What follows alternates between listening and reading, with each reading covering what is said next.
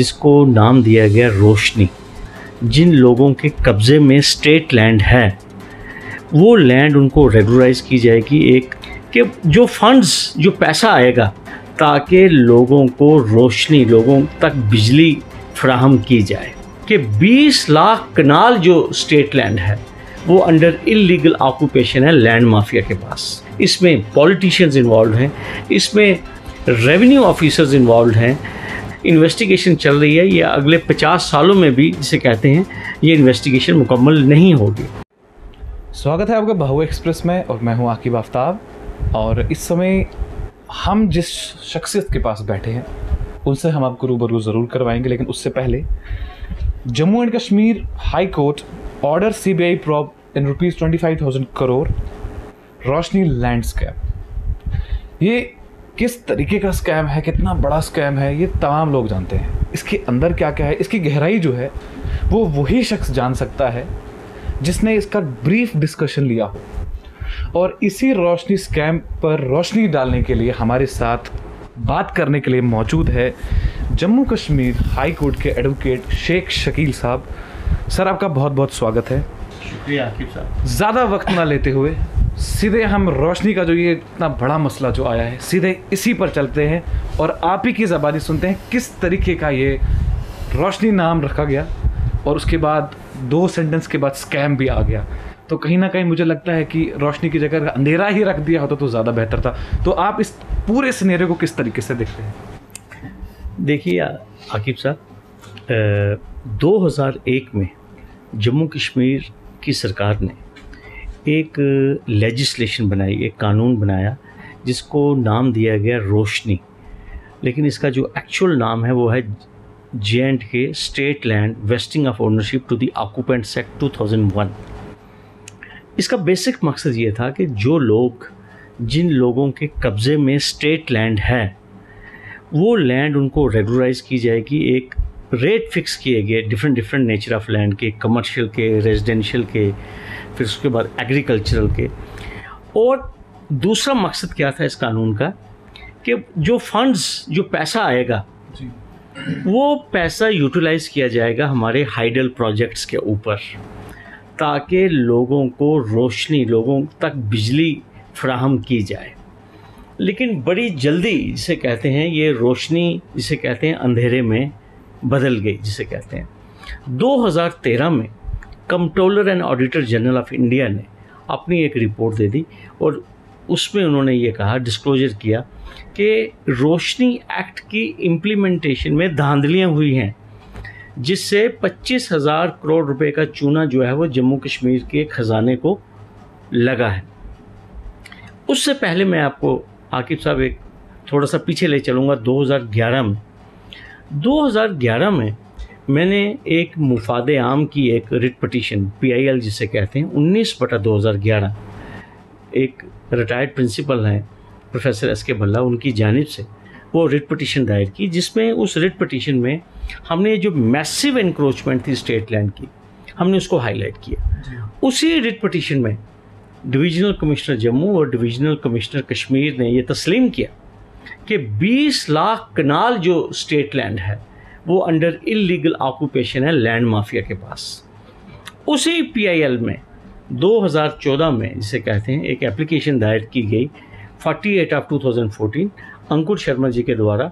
वो भी एप्लीकेशन मैंने फाइल की उनकी तरफ से, जिसमें ये कहा गया कि कंट्रोलर एंड ऑडिटर जनरल की जो रिपोर्ट है उसकी बुनियाद पर, और जिसे कहते हैं, ये मामला जो है ये CBI को सौंप दिया जाए।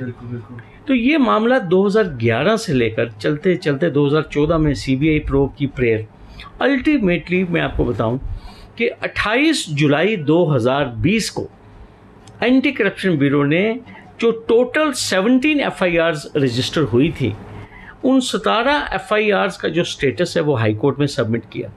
और उससे ये पता चला कि पिछले 7-8 सालों में विजिलेंस ऑर्गेनाइजेशन ने 17 FIRs में से सिर्फ 2 केसेस में, 2 FIRs में ही चालान पेश कर सके। 3 FIRs प्रोसिक्यूशन सैंक्शन के लिए पेंडिंग थी और 10 में अभी भी इन्वेस्टिगेशन जो थी वो चल रही है, इसे कहते हैं। तो हाई कोर्ट में हमने यही गुहार लगाई कि सिंस इस स्कैम में जिसे कहते हैं बिग विग्स इन्वॉल्व हैं, इसमें पॉलिटिशियंस इन्वॉल्व हैं, इसमें काफ़ी रसूख रखने वाले जिसे कहते हैं ब्यूरोक्रेट्स जो हैं वो इन्वॉल्व हैं, रेवेन्यू ऑफिसर्स इन्वॉल्व हैं। तो लिहाजा हमने कोर्ट को कहा कि जिस स्पीड से, जिस पेस से ये जिसे कहते हैं कि इन्वेस्टिगेशन चल रही है, ये अगले 50 सालों में भी जिसे कहते हैं ये इन्वेस्टिगेशन मुकम्मल नहीं होगी। तो अल्टीमेटली हाई कोर्ट ने इस चीज़ को अप्रिशिएट किया और डे बिफोर यस्टरडे आपको मालूम है कि एक लैंडमार्क जजमेंट जम्मू कश्मीर की जुडिशल हिस्ट्री में आई, जिसमें कि ये रोशनी लैंड स्कैम जो था इसको हाई कोर्ट ने जिसे कहते हैं कि केंद्रीय जांच ब्यूरो, जिसको हम सीबीआई कहते हैं, उसको उसके हवाले कर दिया। और सीबीआई को साथ में ये भी कहा कि डायरेक्टर सीबीआई को कि वो एक टीम ऑफ ऑफिसर्स का गठन करें और that team should be headed by an officer not below the rank of A superintendent of police. और सबसे इम्पॉर्टेंट बात ये कि हाई कोर्ट ने कहा कि high court will continue to monitor the investigation और हर 8 हफ्ते के बाद आकिब साहब जो सीबीआई है उसको अपनी जो प्रोग्रेस रिपोर्ट्स हैं, एक्शन टेकन रिपोर्ट्स हैं, जो स्टेटस रिपोर्ट्स हैं, वो हाई कोर्ट को पीरियडिकली 8-8 हफ्ते के बाद जिसे कहते हैं वो सबमिट करनी है, ताकि ये मालूम हो सके कि क्या प्रोग्रेस अचीव हुई है इस सारे मामले में। तो लिहाजा ये एक बड़ा वेलकम मूव है, ये एक बड़ा सराहनीय कदम है और मुबारकबाद के मुस्तहिक हैं वो तमाम लोग जो इस मामले को जिन्होंने परस्यू किया और साथ में हमारा डिवीज़न बेंच जिन्होंने ये लैंडमार्क जजमेंट दी। सर एक सवाल मेरा ये रहेगा, स्टेट लैंड पर कब्ज़ा अगर हम बात करें तो गरीब आवाम भी है इस टाइम हमारे जम्मू में, सारे अमीर नहीं हैं, क्योंकि बड़े बड़े लोग जो हैं इन्वॉल्व हो जाते हैं और छोटे लोग जो हैं वही अक्सर ज़मीन के अंदर दब जाते हैं।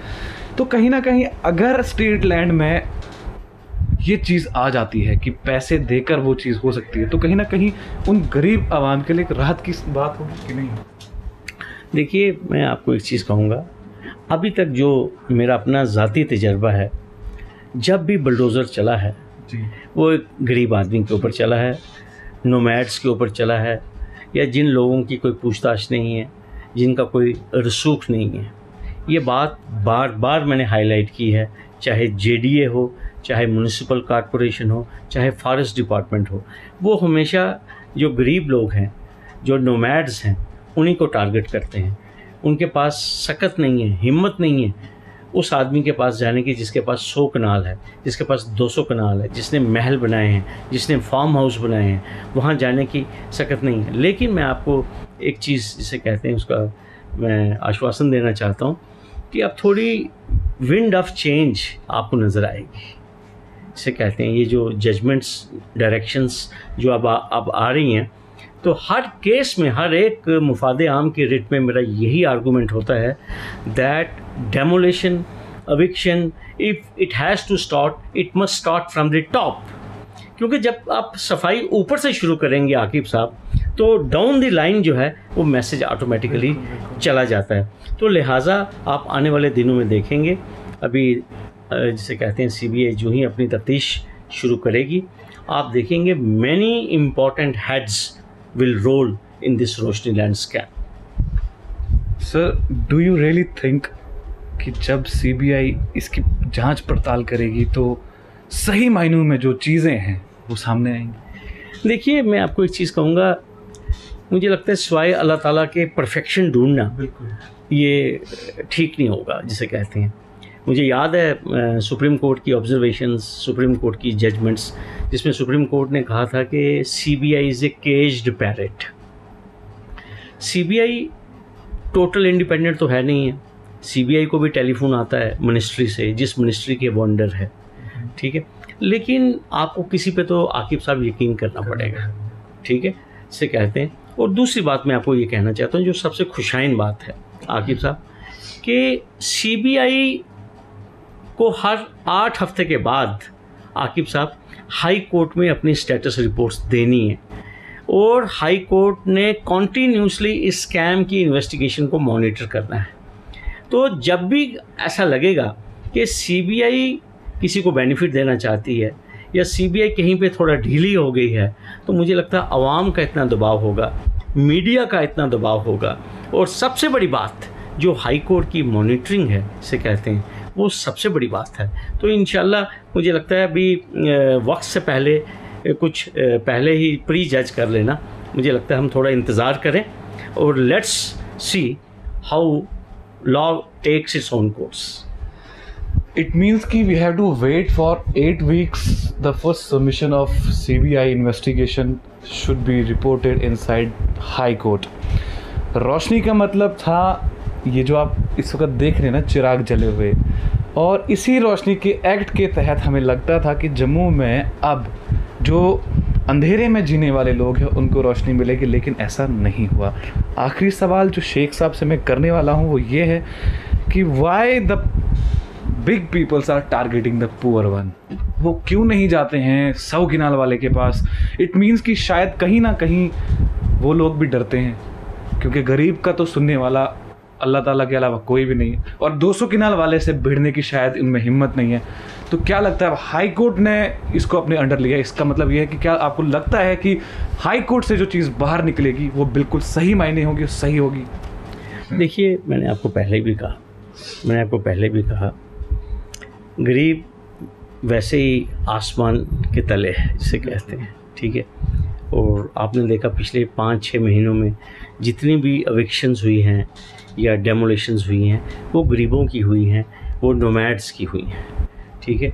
वो लोग जिसे कहते हैं उनका वसीला नहीं है जिसे कहते हैं, लेकिन जो वसीले वाले हैं जो टेलीफोन ऊपर से करवा लेते हैं उनके खिलाफ एक्शन होता नहीं है। लेकिन मैंने आपको जिस तरह पहले कहा, I am no one to decide कहाँ पे एविक्शन होनी है, लेकिन मैं बार बार यही इस्तदा करता हूँ अथॉरिटीज़ को भी, और जब भी हाई कोर्ट में भी मौका मिलता है I am on record to से कि that rule of law must percolate from the top.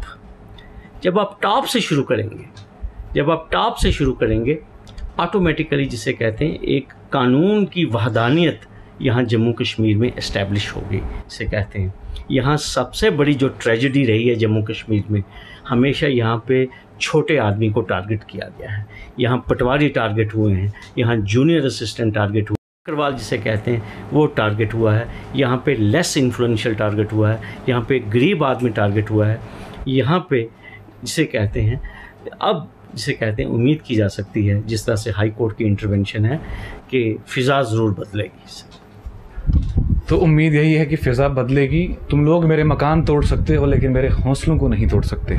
और इसी हौसले के साथ 8 हफ्ते के बाद इसी जगह पर फिर से इनसे मुलाकात करेंगे और 8 हफ्ते के बाद पूछेंगे कि पहली रिपोर्ट में जो पूरा निचोड़ निकला, जो मॉरल था, वो क्या था। इसी के साथ मुझे दीजिए इजाज़त। शेख साहब आपका बहुत बहुत शुक्रिया बहु एक्सप्रेस के साथ जुड़ने के लिए।